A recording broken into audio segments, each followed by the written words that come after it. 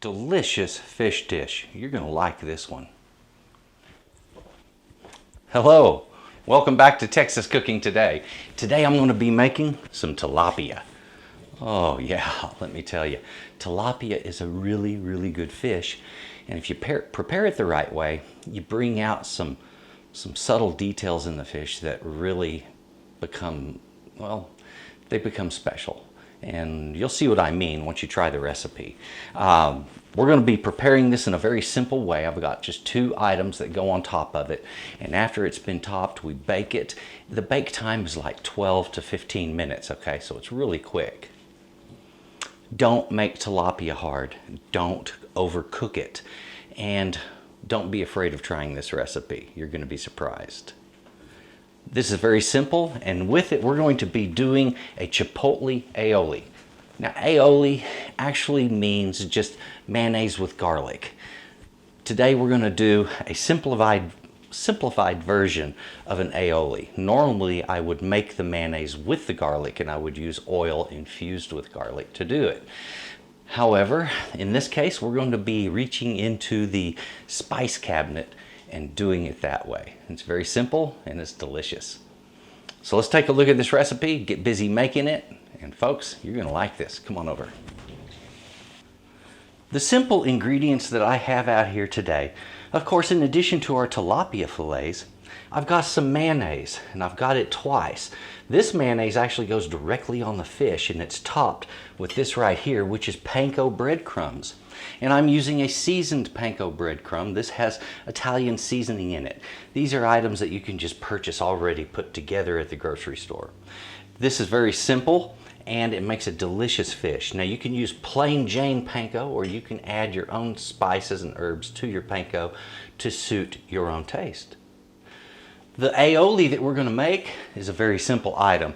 This aioli is made with the mayonnaise, garlic, we're using garlic powder, a chipotle sauce, and just a little bit of salt. Doesn't take much.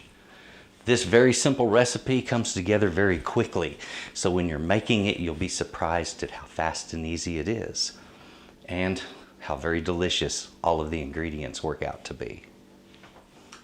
This aioli is simple enough. We simply put our chipotle, garlic, and salt in there and mix it together. That is our sauce. So don't be afraid, jump right into that. When you're making this aioli, I would recommend you also keep it refrigerated once it is made. So if it's going to be a number of hours between the time you make this and when you prepare your fish, go ahead and get this made and put it in the fridge and let it just sit there. This can be used directly on the fish, but I really prefer it on the side. I like to do just a simple streak next to the fish and leave it alone at that. Alright, I have something here to spread my mayonnaise. I want an even, liberal coat of mayonnaise on each fillet, and then I want an even coat of the panko breadcrumbs on top of that. You want enough breadcrumbs to make sure you can't see any of the mayonnaise. At that point you have enough. Get it in the oven and bake it at 425, and it takes about 15 minutes, folks.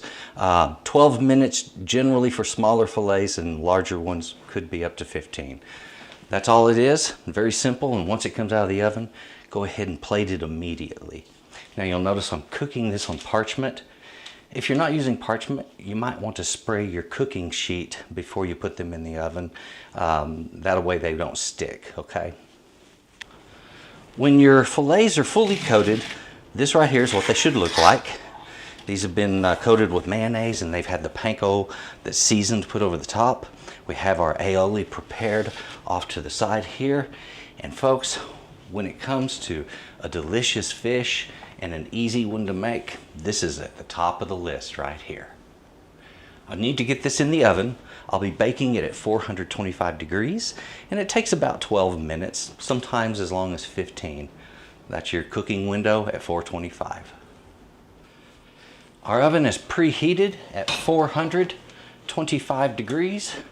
Let's go ahead, get that in there to bake.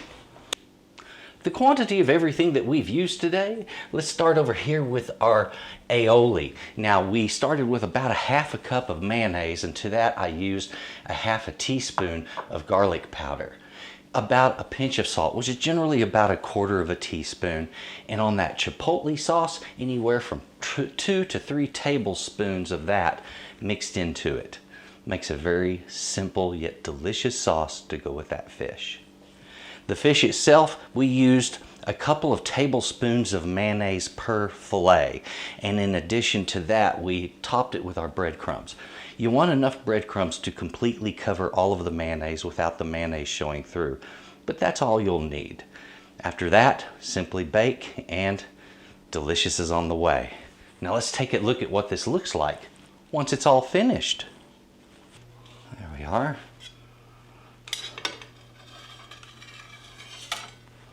Get them right there.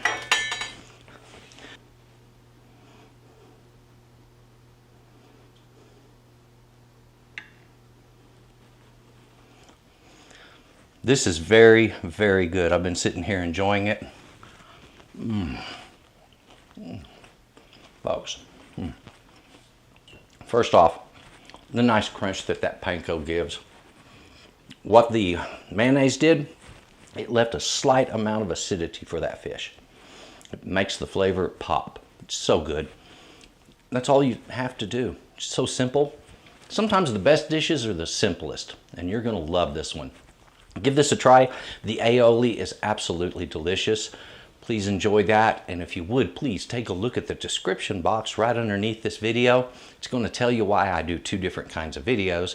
And it's going to tell you a little more about me, including my website, S.A.Trotter.com. That's where you're going to get the written video, or excuse me, the written recipe. All of the videos are on Texas Cooking Today. All of the tutorials are for free. I don't charge for my tutorials, so please take a look at that. Stick around for just a moment. I want to show you what the written recipes look like. That's really cool. And please enjoy your fish. Y'all have a nice day. Bye-bye. Yeah. I wanted to mention to you my recipes. Yes, I sell my recipes. Okay, look, some people, they give the recipes out for free and they charge for the tutorial. So I do it the opposite on YouTube. You get the tutorial for free, I charge for the recipe. I did a lot of work, a lot of writing, a lot of extra stuff that goes with this, okay? Come over a little closer, let me show you one of these up close so you really realize what you're getting. And then also, I'm offering one for free. We'll take a quick look at that right now. Come here. This is what I'm talking about right here. When I fill out a recipe, when I write one, I always bullet point all of the ingredients, okay? A simple one or a complex one. I, in addition, number the instructions, and often I'll give pictures with it. Now, not all of them are this well done, but this is what I'm going for on every single one from here on out. All of my new recipes you're going to see done this way. And on the end of the recipe, there's always a place for notes for yourself, okay? Right now, go to my website. You're going to get this one right here for free, okay? Cinnamon rolls. Enjoy that cinnamon rolls recipe and take a look at the others I have. They're really worth your time.